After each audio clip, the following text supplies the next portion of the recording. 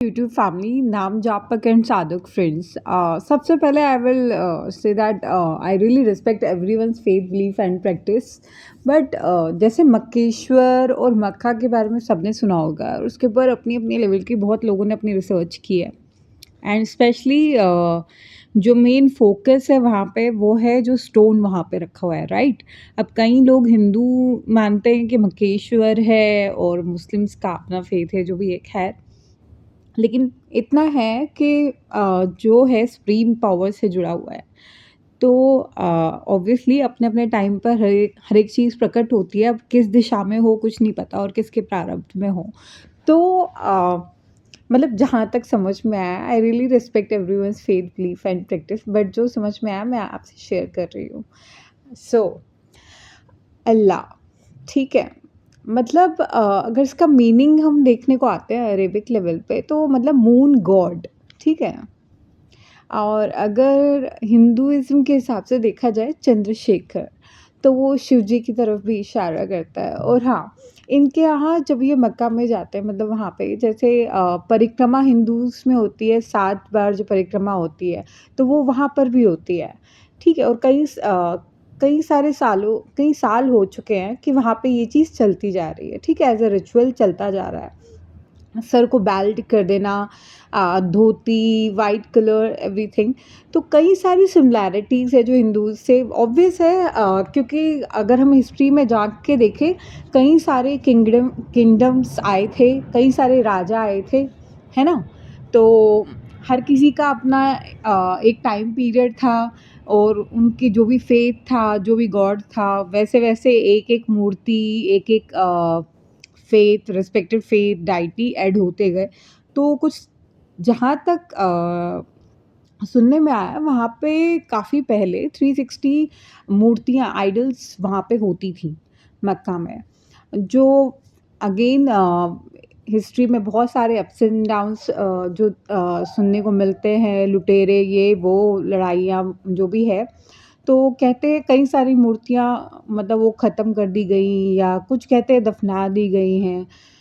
बहुत लोगों के बहुत सारे फेस है। इन शॉर्ट मोस्टली लोग यही कहते हैं कि हटा दिया गया। ले देकर वो पत्थर भी हट चुका था, फिर वापस आया अपने टाइम से। एनीवे, तो जैसे-जैसे अब कई लोग इसको मिथ भी कहते हैं, जो भी चीज़ें हैं। पर बात वही है कि मून गॉड अगर हिंदुइज़्म के हिसाब से देखा जाए चंद्रशेखर मतलब शिव जी की अगर बात की जाए, तो शिव जी के गण कौन है? शिव जी के गणों में ये भूत, प्रेत सारे आते हैं। आपको पता होगा कि ये तो शास्त्र भी कहते हैं जिसे किसी ने नहीं अपनाया उसे शिव ने अपना लिया, है ना? तो उनके उसमें सब आते हैं, भूत, प्रेत सारी चीज़ें एवरीथिंग सब जो है।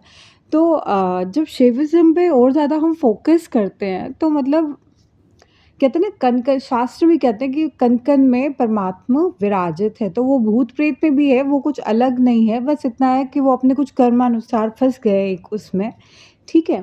एंड अक्सर सुनने को मिलता है कि हर कोई जैसे हिंदुइज़्म की अपनी प्रैक्टिस है, अपने मंत्रास, अपना फ़ेथ है, ऐसे मुस्लिम्स का भी अपना है ना? तो मतलब है तो एक ही चीज़ लेकिन with the passage of time धीरे-धीरे जब अपने रूट से लोग काफ़ी दूर चले जाते हैं रूट से काफ़ी दूर चले जाते हैं तो धीरे-धीरे और फिर हाँ, कई सारी जो हमारी एंशिएंट स्क्रिप्चर्स थे उन्हें भी नुकसान पहुँचाया गया थ्रू दिस ब्रिटिशर्स के टाइम में बहुत सारी as per history records evidences are there कि क्या-क्या हुआ था। तो ऑब्वियसली किसी के रूट को ख़त्म करना मतलब ये बुक को ख़त्म करना उसी के बराबर है। तो आप हिस्ट्री में कैसे ढंग से झाँक सकते हैं। लेकिन जो भी बचा-खुचा रहा अ, वैदिक पुराणिक रिकॉर्ड्स जो भी कहते हैं, उस हिसाब से भी अगर देखा जाए, तो शैविज़्म वही है कि जो हम शिवलिंग को जो हिंदुइज़्म में है ही, अब वही बात है एक स्टोन है ना? इस तरफ भी उस तरफ भी है। 7 बार परिक्रमा लगती है, वो भी सारी चीज़ें ठीक है, लेकिन जब इसके भी मूल में जाते हैं तो एक्चुअल में वो स्टोन क्या है? मतलब वो कॉस्मिक फायर लेवल पे अगर हम शास्त्रों का ढंग से अध्ययन करें, तो वो कॉस्मिक फायर का ही एक रिप्रेजेंटेटिव है। कॉस्मिक फायर को ही कहीं ना कहीं रिप्रेजेंट करता है। शक्ति, शक्ति का स्वरूप। बात बहुत सिंपल है। मतलब एक एग्जांपल मैं आपको छोटा सा देती हूँ। मतलब कितना एक्सप्लेन करने के लिए जब अब कितना कनेक्ट हो, कितना आप कन्विंस हो, कितना नहीं, but I really respect everyone's faith, belief and practice. But जो मुझे समझ में आ रहा है आपसे शेयर कर रही हूँ। जैसे एंशंट जैसे हम हिस्ट्री पढ़ते हैं तो हिस्ट्री में भी आपने ये चीज़ देखी होगी। कहते थे ना कि एक टाइम पीरियड था जब स्टोन को स्टोन से जब टकराते थे, इवन इवन अभी भी ऐसे स्टोन कहीं ना कहीं होते होंगे कि उसमें से फायर, एक चिंगारी सी निकलती थी, है ना। तो ऐसी किसी चीज़ को घिसते चले जाए तो कहीं ना कहीं वो हीट आ जाती है कि नहीं है। तो जस्ट लाइक दैट, अब जैसे शिविज्म है, शिवलिंग है जिसकी परिक्रमा ली जाती है, ऐसे ही जब उसकी जब हम रिसर्च में आगे बढ़ते हैं, हिस्ट्री में आगे बढ़ते हैं, तो उसके रूट में भी यही आता है, एक कॉस्मिक फायर जिससे कनेक्शन है।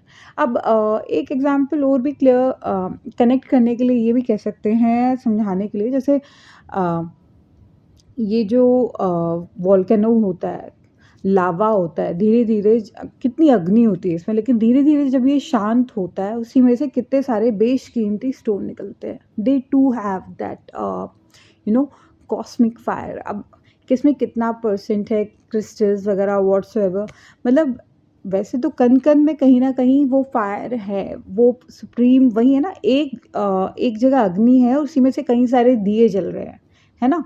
तो अल्टीमेटली है तो उसी वही एक है, परम ब्रह्म, ठीक है। बाकी तो नाम के लिए वही बात है, एक कपड़ा है उसमें कितनी भी गांठें लगा लो, फिर 1 2 3 4 हो जाता है, अदरवाइज वही एक है, ठीक है। जैसे एक ओमकार। चलिए दोस्तों, मुझे जो समझ में आया मैंने आपसे शेयर किया। बाकी do like, share and subscribe my YouTube channel. Radhe Radhe बोले, एकदम हरि बोल। Take care.